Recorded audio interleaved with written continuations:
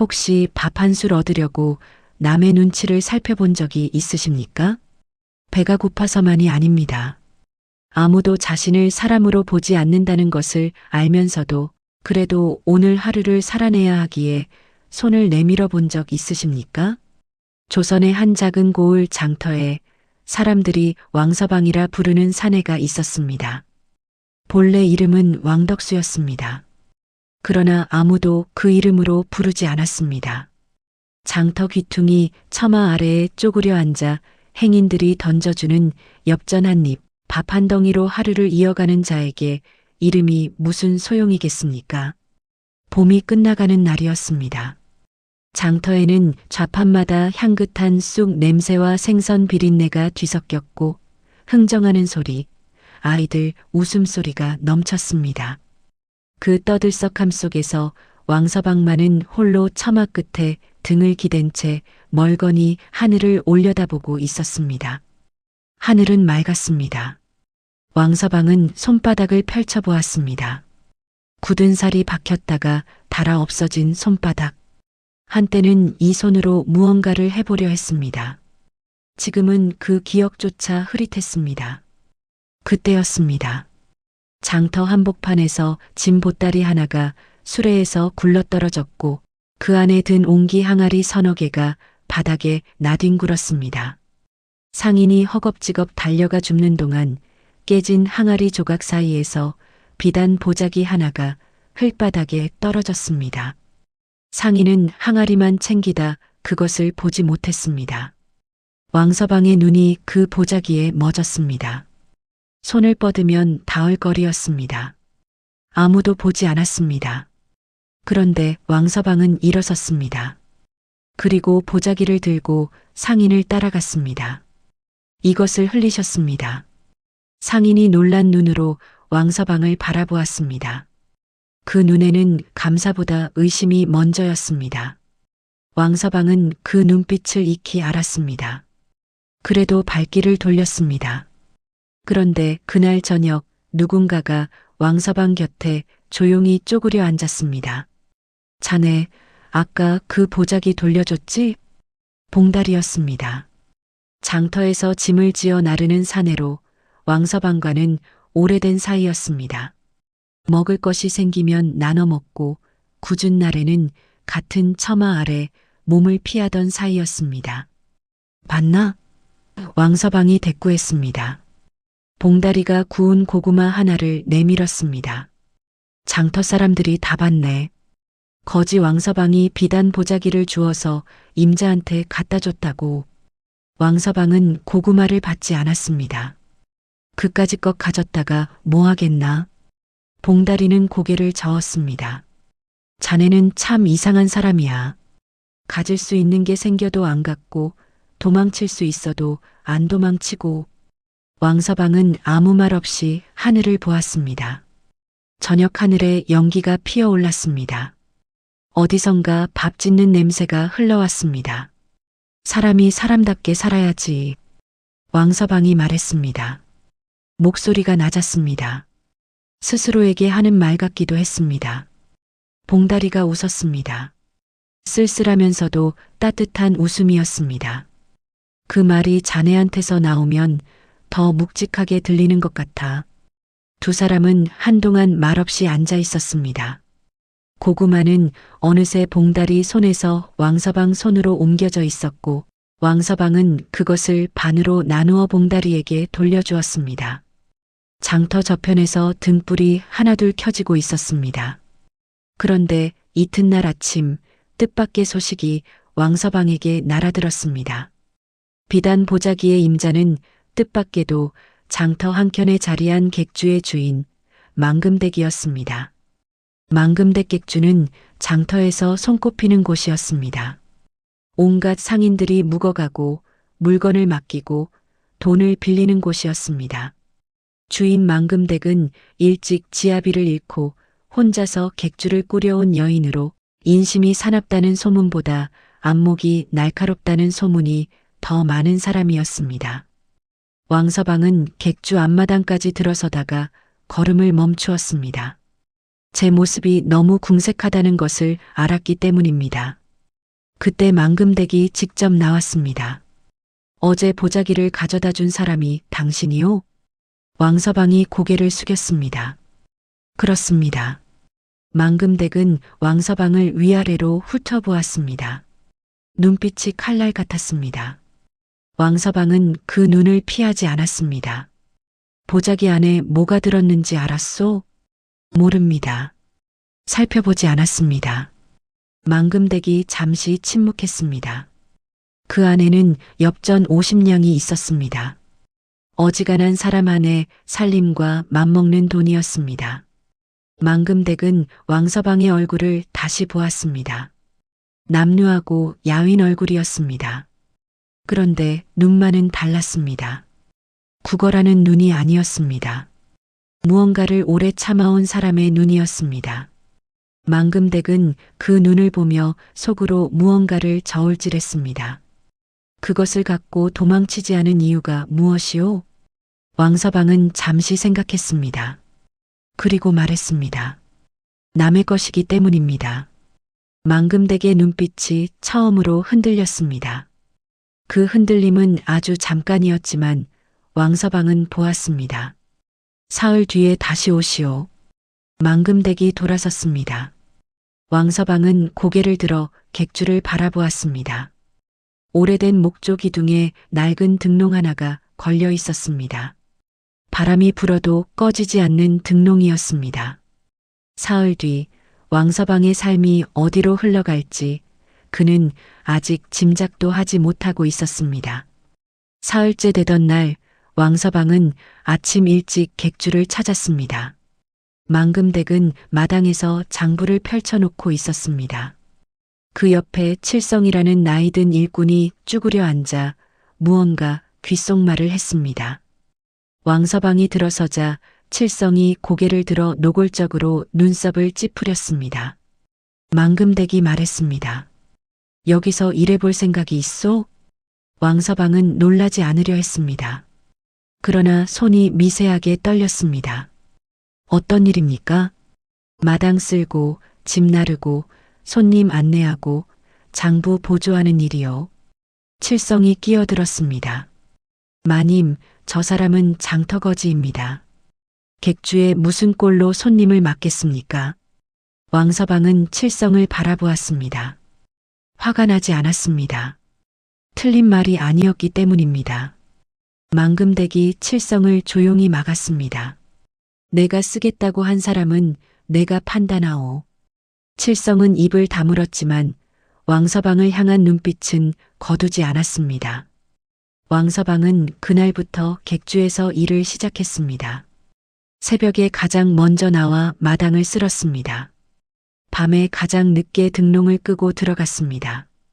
손님이 무례하게 굴어도 허리를 굽혔습니다.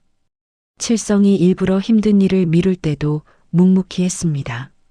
그런데 한 달이 채 지나지 않아 왕서방은 칠성이 숨겨온 비밀 하나를 엿보고 말았습니다.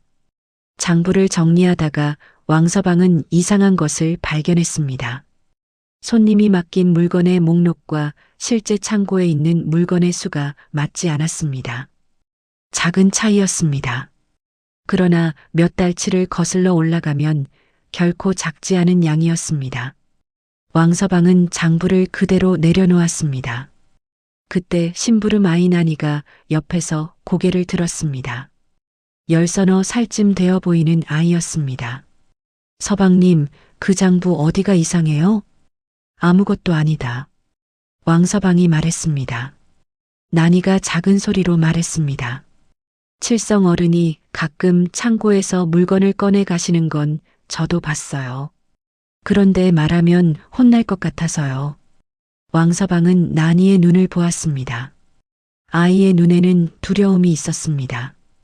그리고 왕서방을 믿는다는 빛도 있었습니다.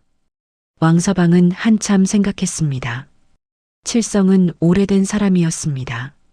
망금댁이 기댄 사람이기도 했습니다. 섣불리 말했다가 자신이 먼저 쫓겨날 수도 있었습니다. 장터 처마 아래로 돌아가는 것이 두렵지 않다고 하면 거짓말이었습니다. 그러나 왕서방은 난이에게 말했습니다. 조용히 있거라. 내가 처리하마. 그날 저녁 왕서방은 망금댁 앞에 무릎을 꿇었습니다. 그리고 장부를 펼쳐 하나하나 짚어가며 말했습니다. 말이 끝날 때까지 망금댁은 눈 하나 깜짝하지 않았습니다. 다음 날 새벽 칠성은 객주를 떠났습니다. 망금댁은 아무 말도 하지 않았습니다. 다만 그날 이후로 왕서방에게 장부 전체를 맡겼습니다. 왕서방은 그것이 무거운 신뢰라는 것을 알았습니다. 그래서 더 두려웠습니다.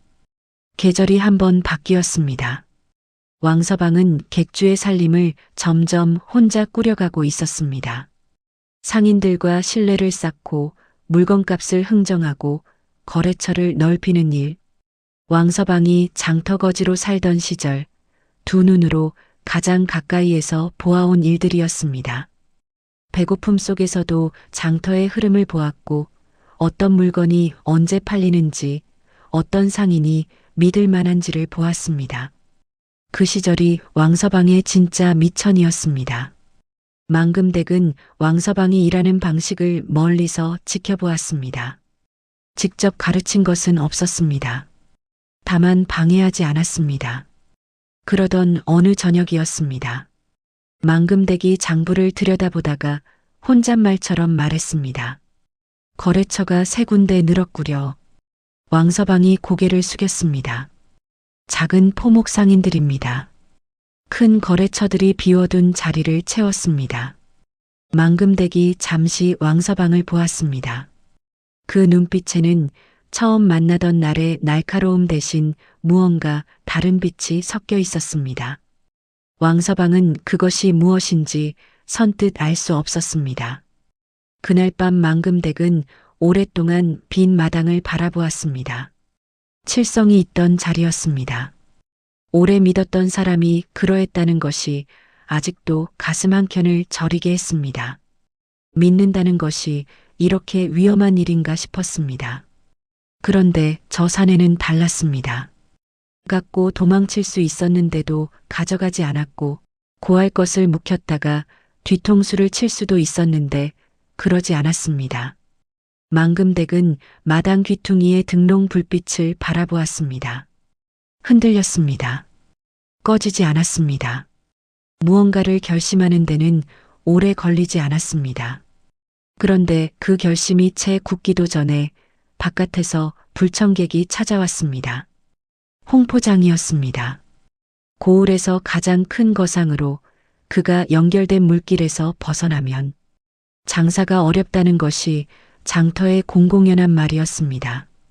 망금댁이 사랑채에서 홍포장을 맞았습니다.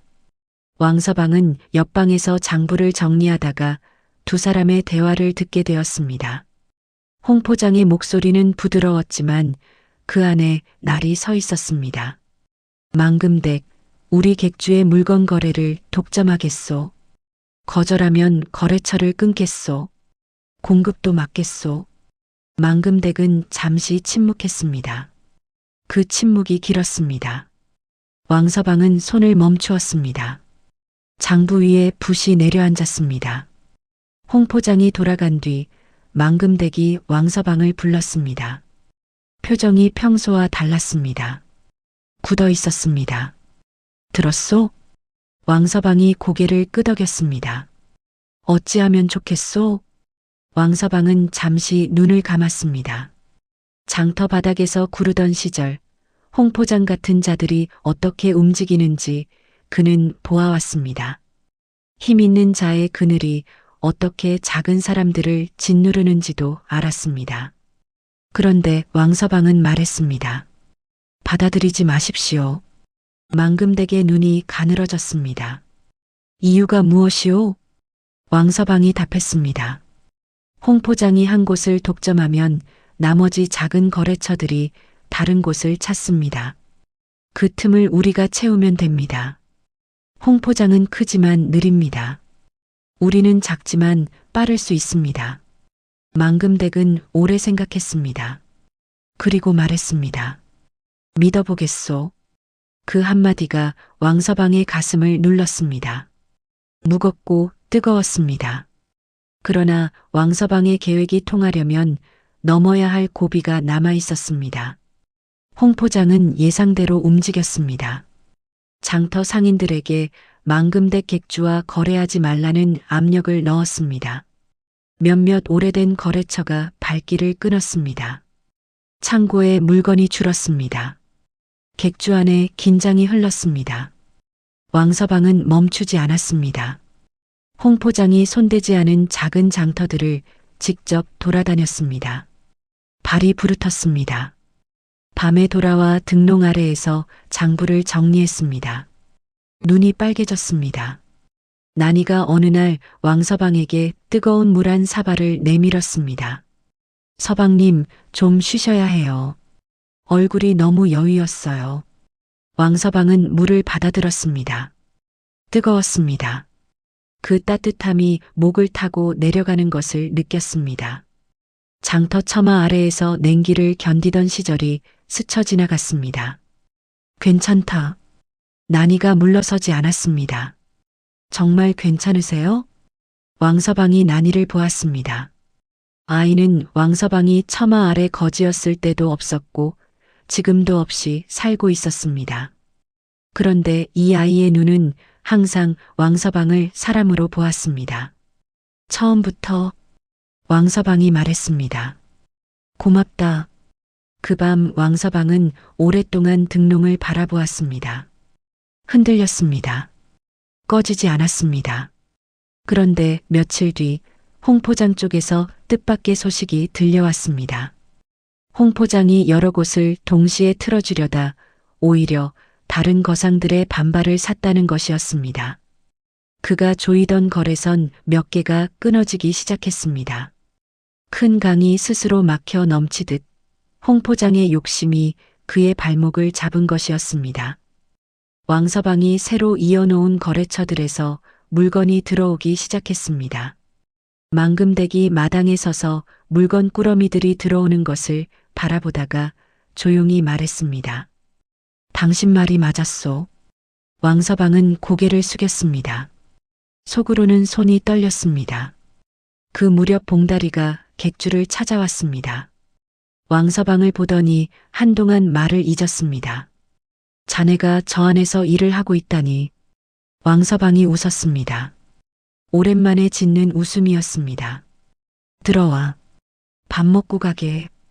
봉다리가 객주마당을 둘러보며 말했습니다. 무서운 사람이야, 자네는. 무섭긴. 겨우 여기까지 왔을 뿐이야. 봉다리는 고개를 저었습니다. 처마 아래에서 나눠 먹던 고구마가 어제 같은데. 두 사람은 오래 앉아 이야기했습니다. 창밖으로 늦은 봄바람이 지나갔습니다. 등롱이 바람에 흔들렸지만 꺼지지 않았습니다. 그날 밤 망금댁이 왕서방을 조용히 불렀습니다. 그 표정이 평소와 달랐습니다. 망금댁이 말했습니다. 이 객주의 대방 자리를 맡아주시오. 대방, 객주의 실질적인 살림을 이끄는 자리였습니다. 주인 다음의 자리였습니다. 왕서방은 한참 동안 아무 말도 하지 않았습니다. 제가 그 자리에 맞는 사람입니까? 망금댁이 말했습니다. 나는 사람을 오래 보는 편이요. 당신은 남의 것을 탐하지 않고 어려울 때 도망치지 않았소. 일을 맡으면 잊지 않고 사람을 대하는데 꾸밈이 없었소. 그것으로 충분하오. 왕서방의 눈이 붉어졌습니다. 그는 자리에서 일어나 허리를 깊이 굽혔습니다. 무릎이 바닥에 닿을 만큼이었습니다. 최선을 다하겠습니다. 망금댁이 말했습니다. 알고 있소. 그날 밤 왕서방은 혼자 마당에 서 있었습니다. 가을바람이 불어왔습니다. 등롱이 흔들렸습니다. 꺼지지 않았습니다. 왕서방은 그 불빛을 오래 바라보았습니다. 처마 아래에서 하늘을 올려다보던 날들이 떠올랐습니다. 그 하늘은 맑았습니다. 이 등롱도 맑았습니다. 빛의 크기만 달랐을 뿐이었습니다. 겨울이 왔습니다. 대방이 된 뒤 처음 맞는 추위였습니다. 왕서방은 아침마다 여전히 마당을 쓸었습니다.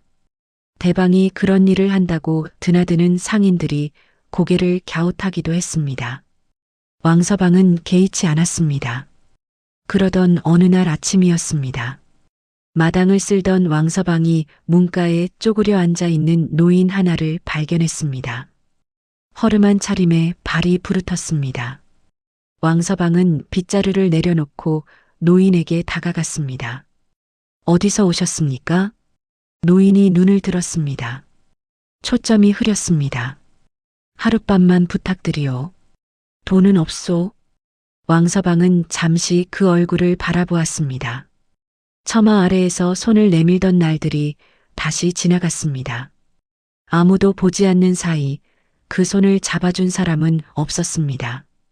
들어오십시오. 방이 가득 찼고 한쪽 방은 비어 있지 않았습니다. 왕서방은 자신이 쓰는 작은 방에 노인을 들이고 자신은 마루에서 밤을 보냈습니다. 이튿날 아침 노인이 떠나며 말했습니다. 복 받으실 것이오. 왕서방은 고개를 저었습니다.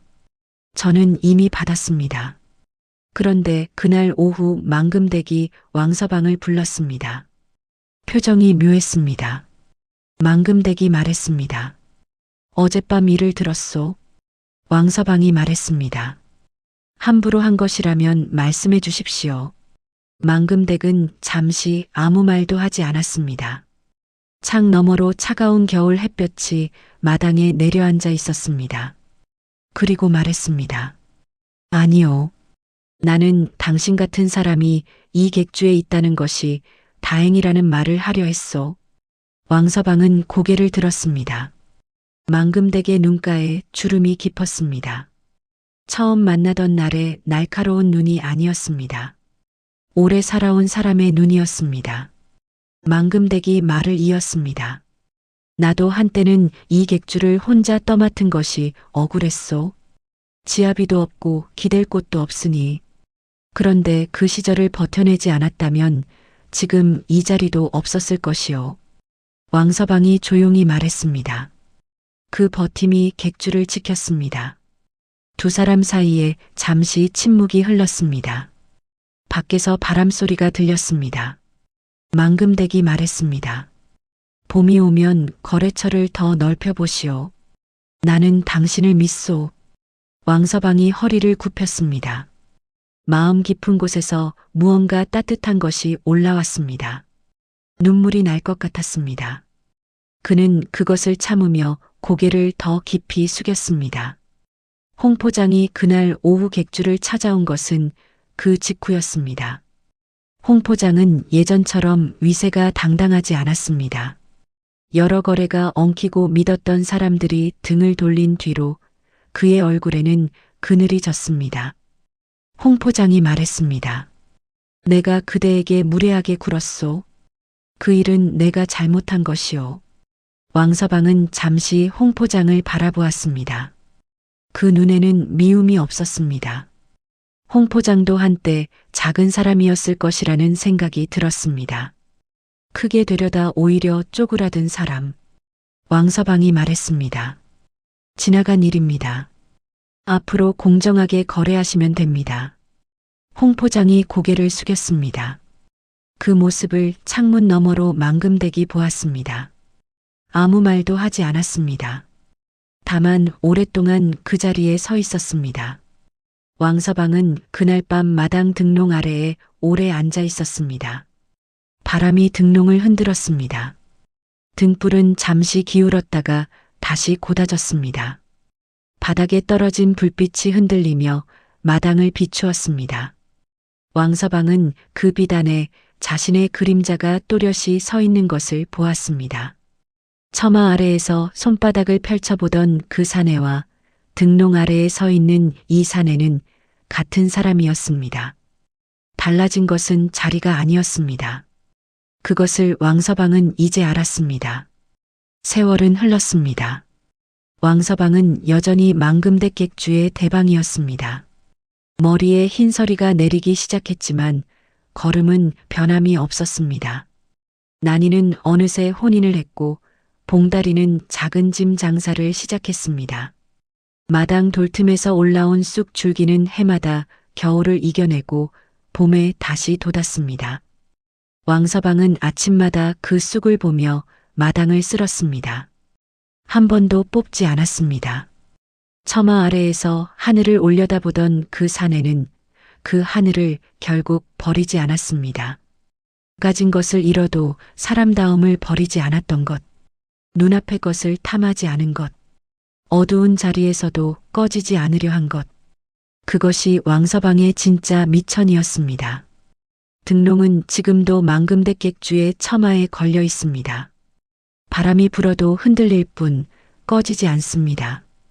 당신에게도 그런 시절이 있었습니까? 아무도 알아주지 않아도 꺼지지 않으려 했던 날들이. 그 빛은 작아도 충분했습니다. 그 빛이 있었기에 지금 여기까지 걸어올 수 있었던 것 아니겠습니까?